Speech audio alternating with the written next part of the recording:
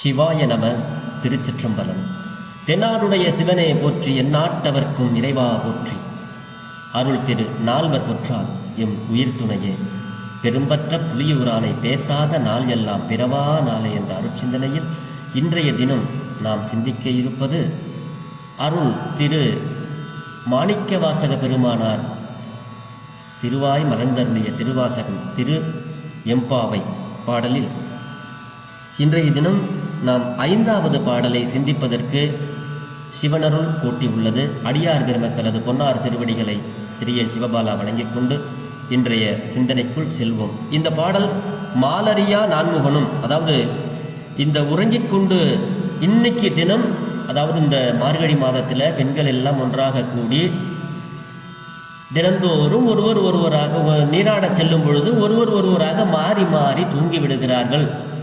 முதலில் தூங்கியவள் கொஞ்சம் அதிக வயதுடைய பெண், அதுக்கப்புறம் தூங்கிய பெண் இன்னும் கொஞ்சம் வயது குறைந்த பெண், அதுக்கப்புறம் தூங்கிய பெண் இன்னும் கொஞ்சம் குறைந்த பெண், இன்னும் கொஞ்சம் தூங்கிய பெண், இன்னும் கொஞ்சம் வயது குறைந்த பெண். இப்படி அந்த பெண்கள் எல்லாம் ஒருவராக மாறி மாறி ஒவ்வொரு நாளும் உறங்கி விடுகிறார்கள். அப்படி உறங்குகின்ற பெண்களை மற்ற பெண்கள் எல்லாம் போய் எழுப்புவதாக அமைந்த இந்த துயிலிடை பாடல் தான் இந்த திருவெம்பாவை என்பதை தினந்தோறும் உங்களுக்கு நான் சொல்லி வருகிறேன். ஆக இந்த பாடல் நமக்கு என்ன சொல்றது அப்படிங்கிறத நம்ம இப்ப சிந்திப்போம். தெரிந்த அளவில் இந்த பாடலை பாடி பொருள் பகிர்கிறேன். திருச்சிற்றம்பலம்.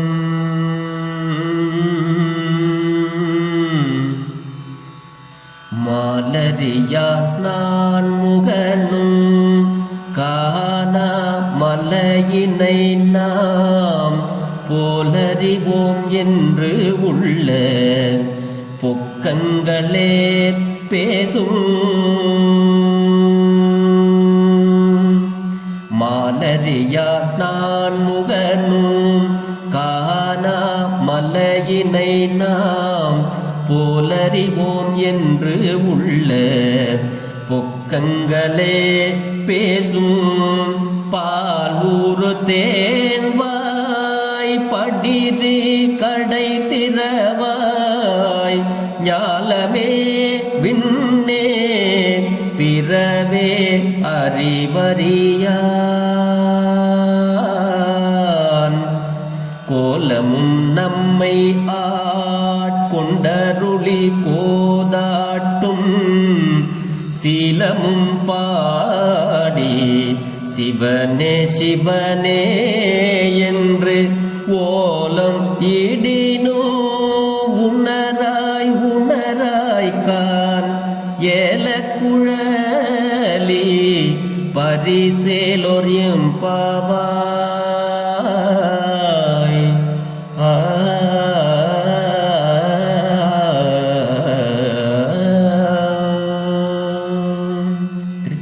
திருச்சிற்றம்பலம்.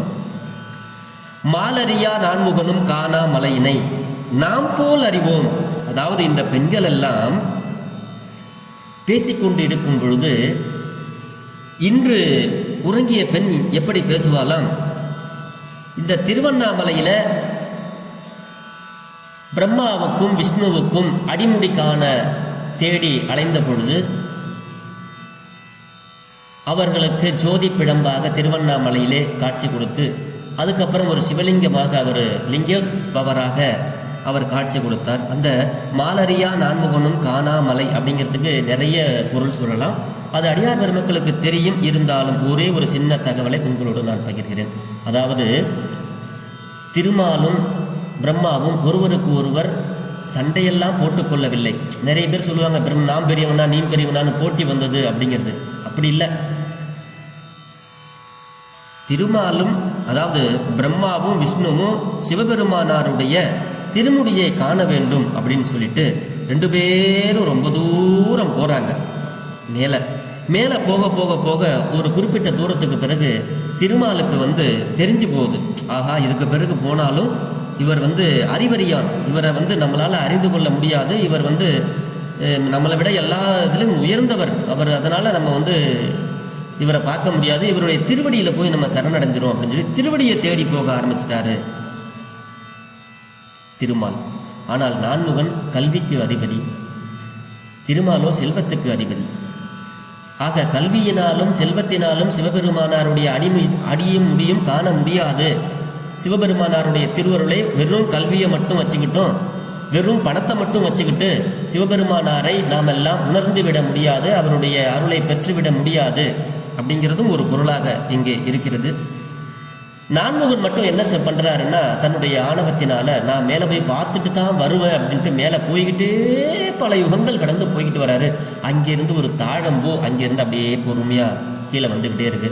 அப்ப இந்த தாழம்பூவை பார்த்து இந்த பிரம்மா கேட்கிறாரு, தாழம்பூவே உன்னை நான் தானே படைத்தேன், அதனால் எனக்கு ஒரு உதவி செய்வாயா அப்படின்னு. என்ன உதவி செய்யணும் சொல்லுங்க அப்படின்னு. அப்படி சொல்றச்ச இவங்க இந்த பிரம்மா கேட்கிறாரா, நான் சிவபெருமானாருடைய எங்கிருந்து வருகிறாய் அப்படின்னு. சிவபெருமானாருடைய திருமுடியில் இருந்து நான் பல யுகங்களாக அங்கிருந்து கீழே வந்து கொண்டிருக்கிறேன் அப்படின்னு சொல்லி அந்த தாழம்பூ சொல்ல, உடனே இந்த திருமால் சொன்ன அந்த பிரம்மா சொன்னாரா, தாழம்பூவே எனக்கு ஒரு உதவி செய், நான் கீழே சென்று சிவபெருமானாருடைய திருமுடியை கண்டுவிட்டேன் அப்படின்னு நான் சொல்லுவேன், நீ ஆமாம் அப்படின்னு மட்டும் எனக்கு ஒரு சொல்லு, எனக்கு ஒரு பொய்யை சொல்லு, நான் பார்த்ததா சொல்லு அப்படின்னு சொல்லும் பொழுது சரின்னு அந்த தாழம்பூ ஒத்துக்கிட்டு கீழே வந்து பார்த்துட்டேன் அப்படின்னு சொல்லும் பொழுது, ஆமாம் இவர் பார்த்தாருன்னு தாழம்பூ வந்து பொய் சொல்லிச்சு. அப்படி பொய் சொல்லதுனால தாழம்பூவுக்கு சிவபெருமானாருடைய பூஜையில் சிவராத்திரியில் ஒரே ஒரு கால பூஜைக்கு மட்டும்தான் இந்த தாழம்பூவை வைப்பார்கள், மற்ற நாள் எப்பொழுதுமே சிவபெருமானுக்கு தாழம்பூவை வைக்க மாட்டார்கள், ஏனென்றால் பொய் சொன்னதினால. அப்ப சிவபெருமானுக்கு மெய்யைத்தான் விரும்புகிறார், பொய்யை விரும்பவில்லை என்பதை நாம் இதிலிருந்து உணர்ந்து கொள்ள வேண்டும். அப்படிப்பட்ட திருமாலுக்கும் நான்முகனுக்கும் காண முடியாத அந்த திருவண்ணாமலையை, அந்த சிவபெருமான அங்கே இருக்கின்ற சிவபெருமான நாமல்லவா தெரிந்தவோம் அப்படின்னு சொல்லி இந்த உறங்கிக் கொண்டிருந்த பெண் எப்பொழுது பேசினாலும் நல்ல பால் ஊறுகின்ற தேன்வாய் படிரி, அடியே எப்பொழுது பார்த்தாலும் திருமாலும் நான்முகனும் போய் காண முடியாத திருவண்ணாமலையில் நம்மல்லவா நமக்கு எல்லாமே தெரியும், நமக்கல்லவா சிவபெருமான் வந்து காட்சி கொடுக்குறாரு அப்படின்லாம் நீ சொல்லிக்கிட்டே இருப்பிய எப்போ பார்த்தாலும். அப்போ என்ன ஆச்சு, இதெல்லாம் ஒரு தமாஷுக்கு சொல்கிறாங்க, ஒரு நகைச்சுவையாக பெண் கேலி செய்வது போல. அப்படி என்று இப்படின்னு நீ என்ன சும்மா சொன்னியா அப்படிங்கிற மாதிரி என்று உள்ள பொக்கங்களே பேசும் அடியே பால் ஊறுகின்றவளே, பால் ஊறுகின்ற வாயை உடையவளே, தேன் வாய் இனிக்க இனிக்க பேசுவாய், அப்படிப்பட்ட நீ படிரி அப்படின்னு ஒரு நகைச்சுவையாக சொல்லி நாங்கள் எல்லாம் வந்து நிற்கின்றோம், உன்னுடைய வாசல் கதவை கடை திறவாய் அப்படின்னு அந்த தூங்கிட்டு இருந்த பெண்ணை எழுப்புகிறார்கள். அதோடு மட்டுமல்ல, ஞாலமே விண்ணே பிறவே அறிவறியான்.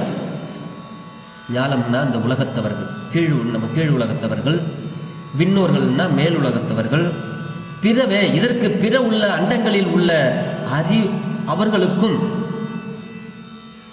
அறிவு அறியான்.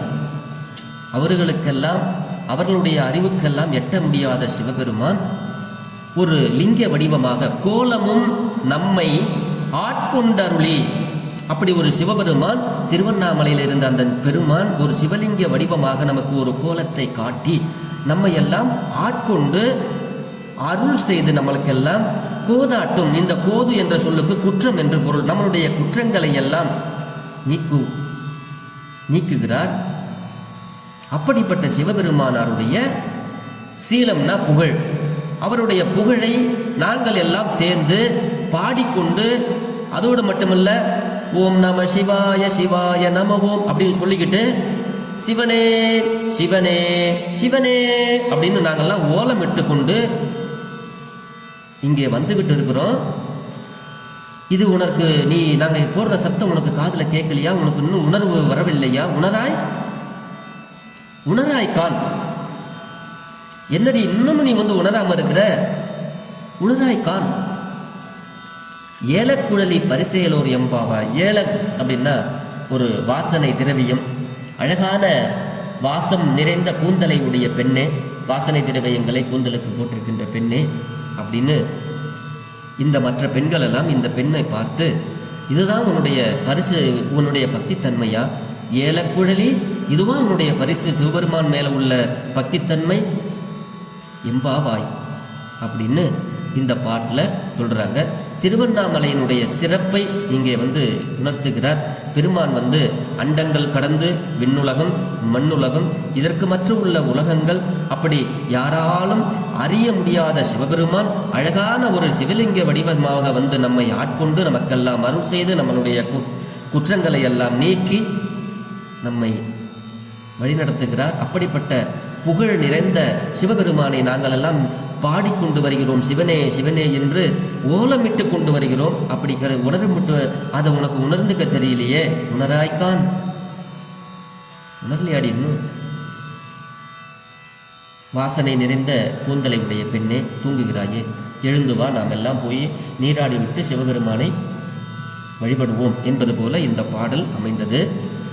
ஆக இதில் உள்ள 5 பாடல்களை நாம் சிந்தித்திருக்கிறோம். இதில் உள்ள இன்னும் 3 பாடல்கள், அதாவது 8 பாடல்கள் வரைக்குமே தூங்கிக் கொண்டு இருக்கின்ற பெண்ணை எழுப்புவது போல பாடல்கள் அமையப்பெற்றன.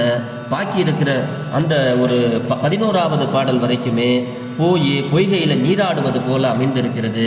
அதுக்கப்புறமா உள்ள பாடல்கள் எல்லாமே நம்ம சிவபெருமானார கோயிலில் போய் வணங்குவது போல அவருடைய புகழ்ச்சியை பாடுவது போல அமைந்திருக்கிறது. இன்றைய அளவிலே நாம் இந்த பாடலை சிந்தித்து விட்டோம். நாளை 6வது பாடலை நாம் சிந்திப்போம் என்று சொல்லி அடியார் பெருமக்களது பொன்னார் திருவடிகளை வணங்கிக் கொண்டு பெரும்பற்ற புலியூரானை பேசாத நாளெல்லாம் பிறவா நாளை என்ற அருட்சிந்தனையை நிறைவு செய்கிறேன். சிறியன் சிவபாலா, சிவா, திருச்சிற்றம்பலம்.